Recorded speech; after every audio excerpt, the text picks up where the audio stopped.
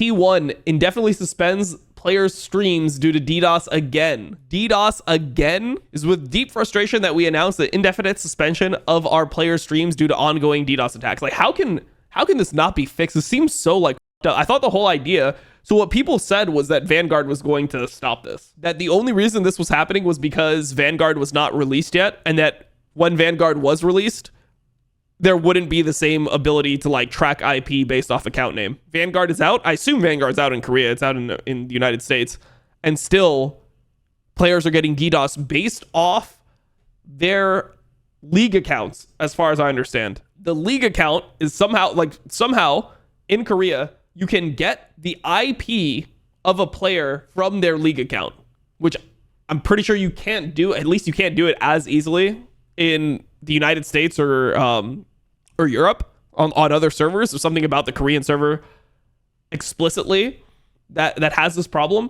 And because of that, T1 players are getting DDoSed from their actual accounts, I believe. It's not like based off somebody leaking the location or something. Like it's not as easy as they can just reset they can like call their internet service provider and just get a new IP. So I don't know why it's like that. I actually have no idea why it's like that in Korea. Why they can't protect the IP the same way that you do it in NA or EU. But I think maybe it has something to do with the social security number, like having to have your SSN, because that is how you make an account in Korea. But it's weird. It doesn't matter if they know the IP address of the T1 building, but you can change your IP address.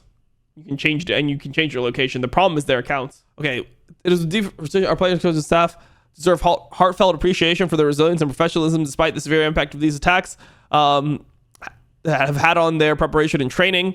They have not made public the true extent of the disruption. Their decision to remain focused and dedicated despite the challenges is commendable.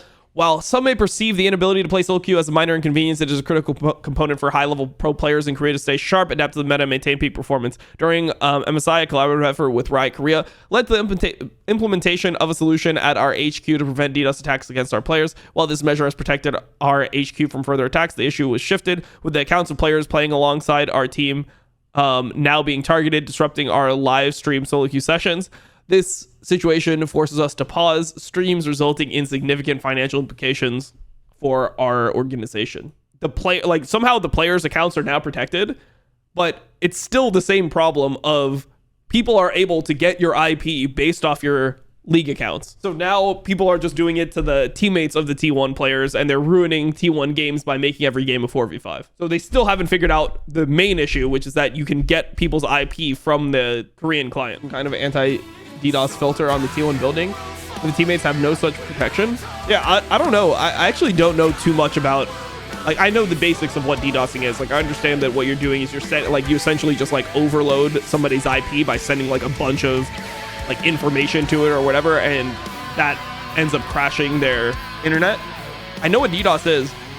What I don't understand is why or like how DDoS, like how can companies have public IP addresses? And this is something that I talked to my girlfriend about because she worked in IT, is that like companies have public IP addresses and they have the ability to protect DDoS. So like, why does DDoS protection not work in Korea? Because it is kind of like an outdated problem. Like most people have figured out how to protect against DDoS. For me, I think Genji are, dude, I love T1 fans. I believe Genji are paying hackers to DDoS attack T1 for them to get an easy win at LCK. Imagine building a super team, then hire hackers to attack T1, the only team that are capable of beating them, so they won't get enough practice. Adapt to the meta equals easy win.